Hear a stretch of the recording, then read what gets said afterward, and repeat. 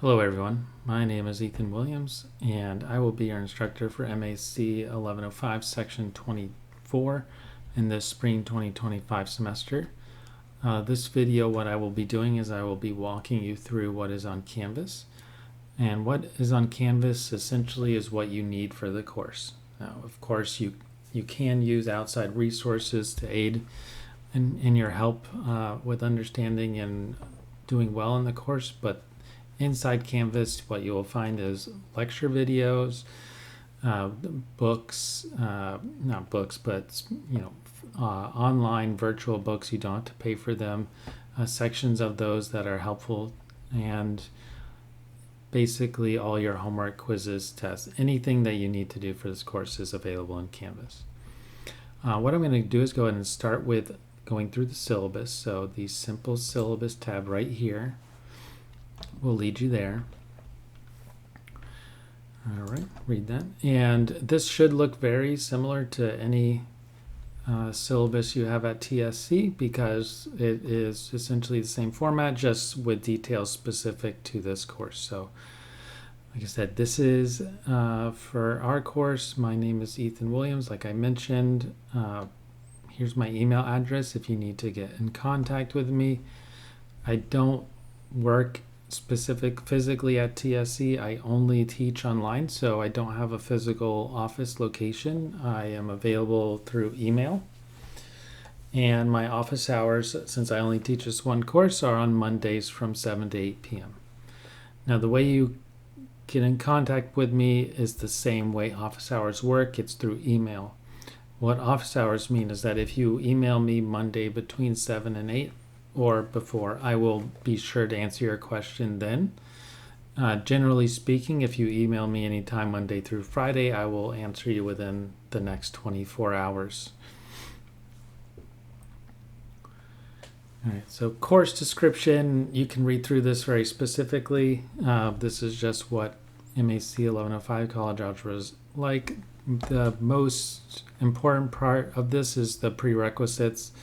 You would be placed in this course if you've gotten at least a grade of C or better in MAT 1033, which is intermediate algebra, or if you scored appropriately on a placement test.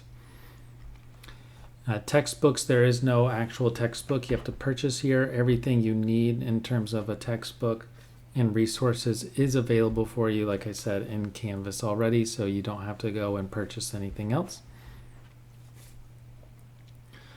Course expectations, this is pretty much like any math class you've ever had. You're going to have homework, you're going to have quizzes, you're going to have tests, and that's really what your grade is going to be made up of. So homework, we'll go through what each type of assignment looks like. Homework and everything is online, of course, because this is an online course. That's how we have to do it anyway. And it's worth 15% of your final grade. The way homework works in terms of a cadence is it's due on Fridays at midnight. Now, every assignment you have is due on midnights. There's no other timing, so we'll just refer to the day it's due from here on out. So they're due on Friday nights.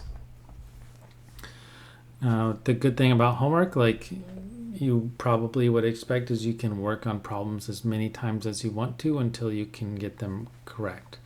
So if you get a problem wrong, you go back to it, you can get it correct, and you'll still get 100% as long as you do all the homeworks. Quizzes, so there will be quizzes for each module, which you'll see how that's structured in a little bit.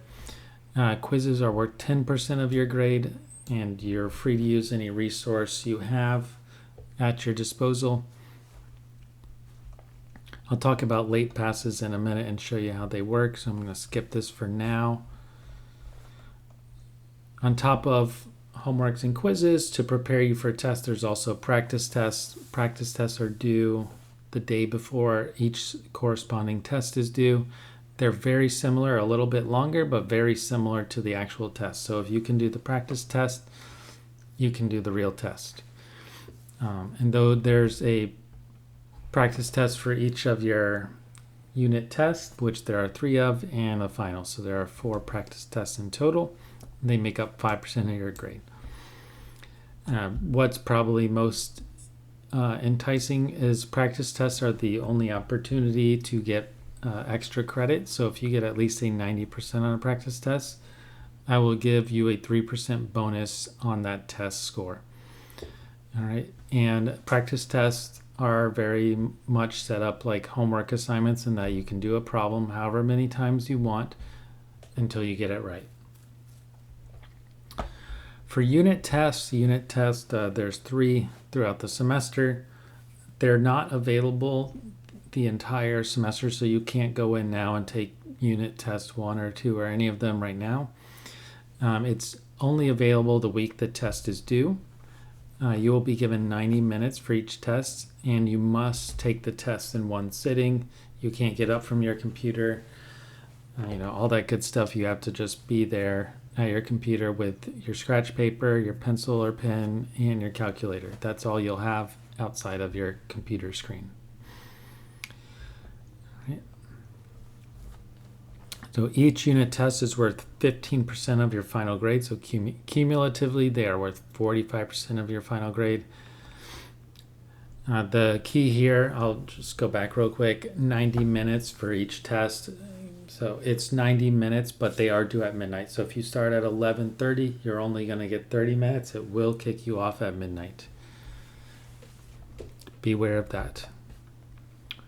For makeup tests, there are no makeup tests unless if you have documentation. So if there was a reason why you couldn't do the test, if you're sick, jury duty, something like that, of course we can work together and make sure you can take the test. But generally speaking, if you miss the test, you get a 0.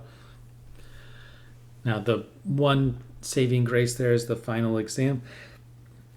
That the final exam grade, if it's better than your lowest test score, will take the place of your lowest test score. So if you do miss a test, your final exam will count for that missed test. The final exam is comprehensive, meaning it's on everything in the course. It's worth a little bit more at 20% of your overall grade. So it's an opportunity if you're doing not so well in the course, but you're not far off from where you want to be. The final exam can really raise your score. To that same end, though, it can really lower your score if you're not prepared for it by the time the end of the semester rolls around. Course outline, you can read through the topics specifically. What I'm going to point out for the course outline is specifically the pacing schedule. So unless if there are any events that shut down school classes for a while or anything like that, this is essentially what your pacing schedule is going to be. So if you look at this, the way it's set up, here's the Monday date of each week. Here's the Friday date of each week, Saturday and Sunday. Homeworks are due on Friday.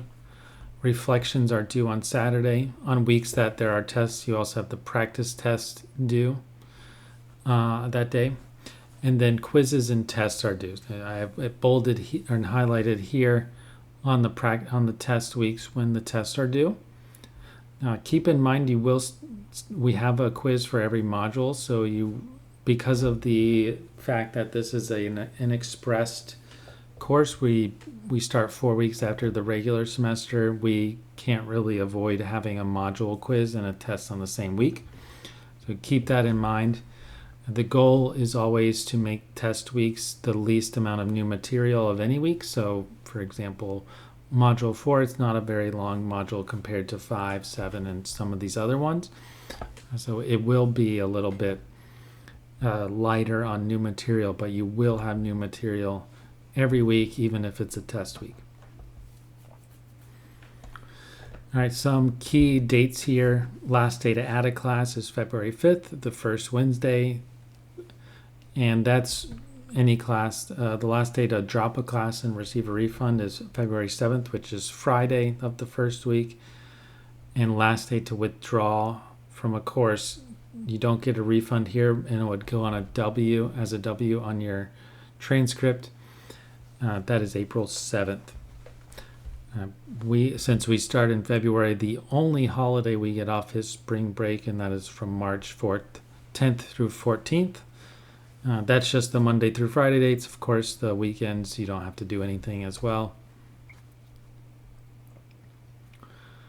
Uh, what determines your overall final score? So there will be discussions that are required as being an online course that are worth 5%.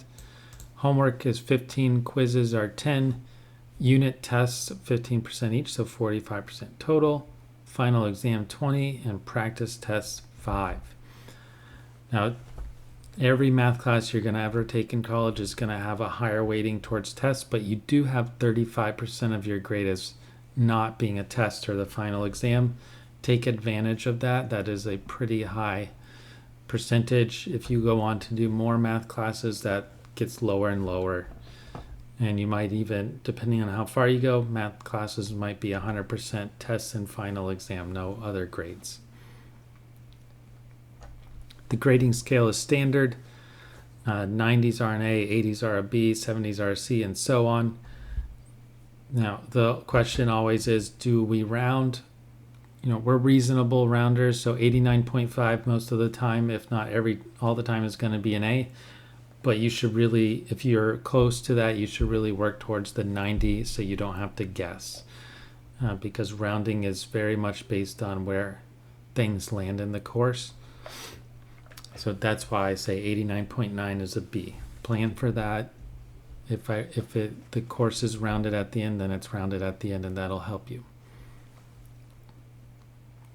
So tips for success, probably the most important thing for any math class, but definitely for an online math class, is going to be staying on schedule and not falling behind. That's the easiest thing to do, especially in an online course, is to fall behind. And it's really hard to get back on track if you do fall behind. General guidelines are that you spend about 2 to 3 hours per course hour on homework a week. Given that this is an online course that's going to be all you're doing is homework, there are lecture videos that should count towards that as well. So, but do plan on doing about 7 to 10 hours a week of work for this course. Take advantage of all the assignments that are not test grades. If you're not the best test taker, but you have 100% on your quizzes, on your homework, on the practice tests, you can actually pass this course with a little bit lower than normal test average. But if you don't take advantage of those homeworks, practice tests, quizzes, those grades, not only will you not do as well on the test, but then you're going to not be too happy with yourself at the end of the semester. Oh, I would have passed if I just did all the homework. All right, so using all the resources available. There are lecture videos, there's course notes, office hours, really email. Don't be afraid to email me. I will answer you, and I'm happy to help. Academic resources outside of class. So if you're physically on campus, you can go to the Learning Commons. That's probably the number one, especially for a math course, number one place to go and get help. And like I said before, you can email me anytime. I'm not going to be up at midnight naturally, but I will answer you within 24 hours. And you can read through this, but my recommendation for working through this course, a lot of people like to jump into the homework, and I think that's okay because there are helpful videos, but I would also look at the lecture videos alongside it. The videos inside the homework problems can be helpful, but they also a lot of times assume background knowledge that if you don't watch the lecture video, if you don't look through the notes, you might be a little unsure of. And you can read through this, but this is ultimately what has been found to be the best way to study is don't watch the entire lecture at once. They're usually around 40 minutes because that's how long a lecture is. Think about being in class 3 times a week for 50 minutes each. So you don't want to watch that. You have the ability to pause it. My recommendation, watch how to do 1 or 2 problems, then go to the homework and work on the similar ones. Not only will it be fresh in your mind on how to do it, but if you can do it correctly, it actually helps you retain that, even if it's right after watching a video on how to do it. So keep that in mind. I think that's the best way. Everyone will develop their own way, and I'm sure you have at this point since you are in college. But if you have any questions about how I would recommend going about this course, that's how I would do it. I'll let you read the rest if you'd like, but that's the general approach that I would take. We can read through that, or you can read through that. But probably one of the other things that I always want to remind students, if you're one of those students that gets accommodations, the most notable one in an online class being extra test time, what you need to make sure you do is you let me know. Send me that letter that comes from the office, the SAS office. And what will happen is then I'll be able to make sure you're giving that accommodation. But without that letter, I can't take your word for it. So you do need to make sure I receive that. Academic resources. So the Learning Commons is by far the most relevant one. There's the library. For a math class, it's probably not that useful unless if you just need a quiet place to be. You're probably not very interested in going and reading a math book. I don't think many people are. Class recordings doesn't really pertain to online courses. Attendance policy. So attendance is critical. You will be marked absent or present once a week based on participating in the course. So what participating in the course means is it can be something as simple as doing a discussion board. But doing any assignment that is due that week also counts as participating, even if you're really sick. But you can manage to just do one problem from one assignment, then you will not be marked absent. If you are too sick to work on homework, and we all understand that happens sometimes, send me an email, and that way you will not be marked absent as well. So as long as you do some work or make contact with me, you are not marked absent. With course withdrawal, I realized I forgot to change the date from this fall there, but the withdrawal deadline as outlined above is April 7th. If you plan on withdrawing, but then you don't do it yourself, it doesn't happen automatically. And so you'll end up with an F. Just be very aware of that. If you want to withdraw, you must do that yourself. Makeup work guidelines. So specifically for tests, I'm willing to help you out based on, what your situation is. Were you sick and you missed a test? Was something going on that would excuse you? Happy to do that. Any other assignments besides tests. So this counts for practice tests, quizzes, and homework assignments you can use late passes on. I'll show you how they work in the next part of this video. But you do have a limited amount of late passes, so don't just use them all or plan on using them all at the end of the semester. What also happens at the end of the semester is that each late pass is based on how many days the assignment is past due. So the longer you wait, the more late passes you have to do to actually do an assignment. And then they go really fast if you wait till the end of the semester. All right. Academic dishonesty, if you are caught cheating, and really the only thing you can cheat on is a test, anything that's proctored, which is our test and final exam, then you'll get a 0 at minimum, and you may be subject to further discipline actions based on what the Office of Student Conduct determines is appropriate. So when you take your test, you will be proctored with honor lock. If you're not familiar with that, there will be helpful handout video before you need to be on honor lock for the first test. But you will need to make sure that you obey all the rules for the proctoring service. Student responsibility, I won't read through this very detailed, but ultimately what this says is that your grade is your grade. I'm happy to help out. I'm happy to do whatever I can to help you pass, but I will not give you a grade you didn't earn.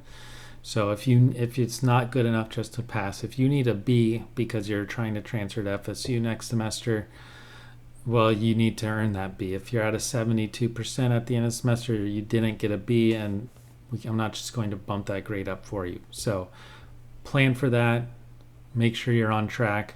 If you fall off track from what your goal is for the end of the semester, reach out, ask questions. I'm happy to help. All right, so that's the syllabus. I recommend you actually save. I mean, it's a save tab anyway, but it's very useful. It has a bunch of information for you for the course. All right, so back to the home page. Everything else is pretty much on the home page, besides looking at your grades. If you want to go to the discussion boards through the menu over here, you can do that as well. So on the home page, we'll start up here, student office hours. It's just a reminder of what's on the syllabus, what my email address is, and how it works. Introduction video, that's where this is going to go. So kind of a catch-22 there. Desmos, you do need a graphing calculator for portions of this course. You also need you also should have a scientific calculator, I should say, and a TI 30 something that costs around $10. If you don't have one already, is good enough. Online graphing calculators are much more expensive, but Desmos has an online calculator for graphing that you're allowed to use during the test. If you open this and you're not familiar with it, there's a short video and here's a link to how to access it. You can use this during tests, just to be very clear on that. You're allowed to use Desmos on your tests. Right. So academic support services, learning commons and library, accessibility, student services, technical support. You can look at and read through those if you need any help. Getting started with this course. So the first two things you're probably going to do in this course is make sure you take the syllabus and introduction quiz. And you're going to do some exercises on how to enter answers in our online homework platform, which is called Lumen Ohm. I'm going to go ahead and open this and show you how this works. This is generally how all your Lumen Ohm assignments, so every homework assignment, every quiz, every test will work. Sometimes it takes a minute to load. You can see here there's something called redeem a late pass, but because it's not past due, you can just go ahead and click start. And it's just, this one's just going to walk you through how to enter some questions. So there's a video and it'll tell you how to type in certain things. So this is really just an assignment to make sure you know how to enter questions, answers to questions. You don't want to do all that work and then not know how to enter your answer. So that's all that assignment is for. There is a learning outcome assignment called quantitative literacy. This is a homework grade and it's due the very end of the semester because it will require much of the material we learn in this course. So while you're perfectly fine to start it if you wanted to or take it. Right, so after the learning outcomes is a section for your practice test, and then a section for links to your tests. So like I mentioned, you will have to log in and be proctored through HonorLock to take your tests. There will be a future announcement about this, but there is a HonorLock FAQ, a little page that I made with a whole bunch of helpful hints, tips, and also how you log on to HonorLock appropriately. And there's a video in there for you. So that's helpful, and it'll walk you through how to take care of that.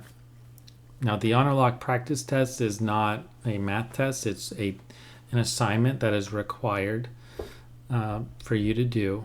And the reason why it is required is you must have an assignment that is not a test assignment to verify your identity. So that is what the HonorLock practice test is for, but it also walks you through the steps of how to log on to the test and get all ready so that when you do take the real test, the first real test, you can focus on just that and not have to worry about trying to get onto HonorLock for the first time. All right, so below that and everything else below here is going to be modules. The name of the modules is, generally speaking, that's going to be what you're doing. So module 1 is solving equations. You're just going to be having assignments based on solving equations. At the top of every module, there's an overview. All right, it just, hey, this is what you're going to do. And there's a lecture video. Oops, didn't mean to hit back. There's a lecture video. If you click on this, then it'll take you to a video on YouTube, which walks you through a lot of problems that are very similar to questions that are gonna be on the homework. And then there's also, you'll notice if when you watch the video, I go through notes and walk you through something like that. So these are actually the blank version of the notes. So if you want to save, download, print them out, and walk through the notes alongside me doing them in the videos, you can do that as well. Earlier when I was talking about watching one or two of these and then working on the homework, that's what I was referring to. Now in the individual sections, there will always be a learning outcomes and tasks. The learning outcomes will have a text, they'll have extra videos, and then they'll have the exercises. And you don't have to click the exercises here because they're also going to be, excuse me, the exercises are also going to be already up front here, so you can easily see that. And whenever you click an exercise link, that'll bring up a Lumen-Ohm assignment as well. So anytime you see a module exercise, a practice test, it'll open up and it'll ask you to load it in a new window. That's just how it works. And I'll say, this is the assignment you're working on. If it's past due, you can redeem late pass. Now, every late pass you use will extend your deadline by 3 days. That's why this goes from the 7th of February to the 10th of February. And I'm just going to walk you through very quickly how this works. So you get in here, and like I said, you can do a homework problem as many times as you want to until you get it right. But you only have 3 tries until you have to refresh. So what I'm going to do is I'm going to answer this wrong on purpose 3 times. After the 3rd time, it'll gray out, so I can't type in anymore. I click this, it'll tell me this is the right answer. Okay, so it tells me that, and then it won't let me, I can go to the next question, but if you just click get a similar question, then you can actually solve it. And so now if you actually go through and solve it, and you say, hey, I know the answer is this, you get your point, it'll save your points. You'll get a green check mark. If you do want to work it again, so get a similar question and you get it wrong, guess what? You keep your point. You always keep the highest score. So if you feel like you got lucky, you don't quite understand how to do the problem, then you can always do it again and make sure you get it right again. Also in the homework, there are some questions with videos. So if you open up click on the video, I forgot that you can't open in a new tab. A pop-up will come through, and then you can watch on how to solve it. I'm not going to listen to it because just because you can watch on your own, but it should be a problem. Not should, it will be a problem with a similar structure. So it's going to walk you through how to solve 1 over x equals 4, and you can apply that knowledge to figure out how to solve 5 over x equals 8. Once you're done, you go to the next question. One thing that's very important to remember, 2 things. As soon as you start a homework assignment, if I click done, hey, I'm done for now. I close out of it. I'm going to get out of the second tab. If I go back to the home page, I'm just going to hit refresh. It's going to have a grade for my module 1.5 exercises. 1 out of 3, 33%. Well, all that means is that you started it, and it automatically grades it when you start it. But that doesn't mean you are done. You can go back, you can continue to work on it until the due date. If you need to work on it after the due date, you use a late pass. So if I just go back down here, module 1.5 exercise, open that up. I can click resume. If it's past the deadline, I can use the redeem late pass. And I just jump back into it. It automatically saves your progress, so you don't actually have to hit this done. And whenever you are happy with your grade and you finish all the problems, then you can go through and say, all right, I'm done. I don't need to do this anymore, and that'll be your grade. All right. But a very common question I get is, I wasn't done and it already graded it for me. It just grades it for you as you go. So just bear in mind that doesn't mean that's your final grade on that assignment. The only assignments that are like that are going to be your tests, because you sit down, take them once in one sitting, and that's it.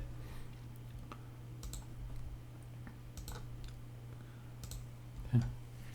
All right, so that is essentially what is in every single one of these sections. At the end of every module, there's a quiz. The quiz is through Luminome as well. Quizzes are not, you can use late passes, but they're not the same in that, actually, I think I did change it, that they are actually the same as homeworks. Forgot about that, I made that change. But you can actually do problems as many times as you want to get it right. It's set up exactly like homework assignments. The only difference to try to make it more similar to a test is you won't have a video link.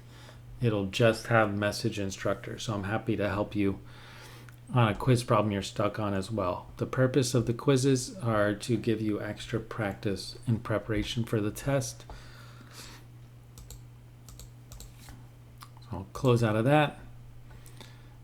And then, oops, I wanted to go back here. There's a reflection discussion board as well for each module. You have basically 2 steps for each module. You need to post an initial post. Up here will be, these are the topics for the module, and what you'll do is you'll state the learning outcomes you're comfortable with, the learning outcomes that you thought were challenging, and list any questions that you struggled with. That is one part of your discussion board grade. That's worth 4 points. And then you'll also respond to 2 of your peers. Each peer response is worth 3 points, so 6 points total. And you can ask for the question, you can ask your peers questions, and then your responses, any response you have is worth 3 points. So if someone asks you a question, you answer their question, that's worth 3 points. But the idea is, hey, if someone has a question, oh, you thought this was easy, this I did it. Or maybe someone thought something was hard and you figured out a good way to do it, you can explain how you did it. It's supposed to be interactive. All right, so that's what all of these look like. If I go back up here, just for the sake of completeness, if I look at the practice test, what you'll see, it's just a reminder here that while this is not the real test, keep in mind that when you do take the real test, you can't have formula sheets or notes. So if you use them to try to help you do these problems, then you're going to have to make sure you know how to do them without the notes on the real test. And it's just like a quiz in that everything is there for you. You can do a question as many times as you need to get it right. There is a calculator button for Desmos that's embedded in your practice test, and that's just in case, for the purpose of practice tests, if you want to have it available to you. But you can also use Desmos at the link. You don't have to use the embed. All right, so ultimately that's what's in this course. The other tabs here, so there's announcements. When I send out announcements, this will say welcome to MAC1105 when you actually begin the course, and will basically direct you to watch this video. But I send announcements once or twice a week, usually twice a week. I'll send announcements on Monday, hey, this is what's due this week, this is what's on the calendar, and then on Friday, I'll typically send an announcement to remind you this is what is due, since all your assignments are either due on Friday, Saturday, or Sunday for any given week.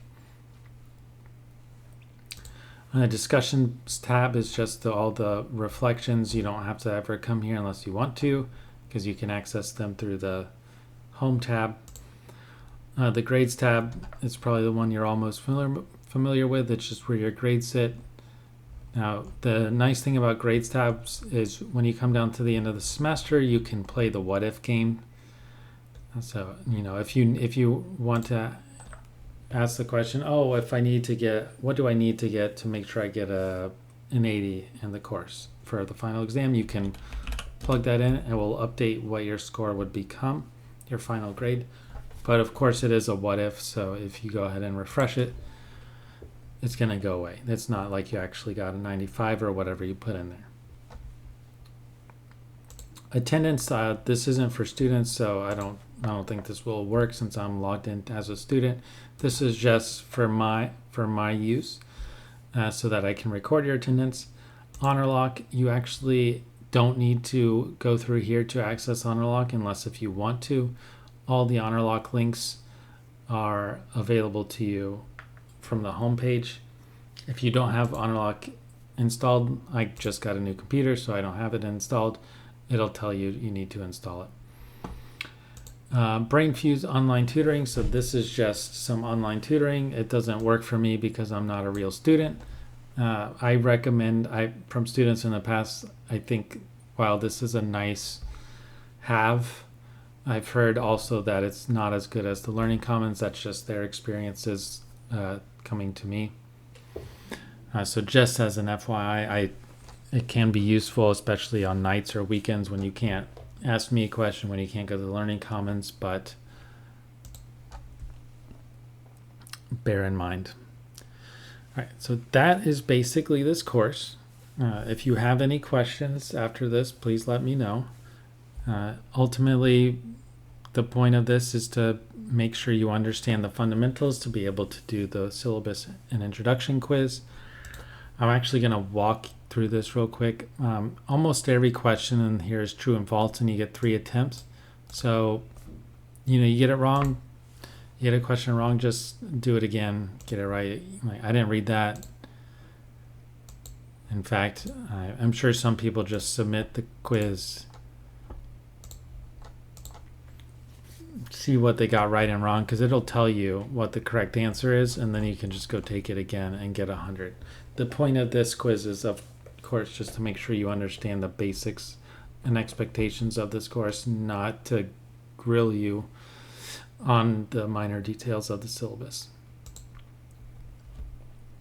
All right, so once again, just let me know if you have any questions. My name is Ethan Williams, and I hope you all have a great semester. Thank you.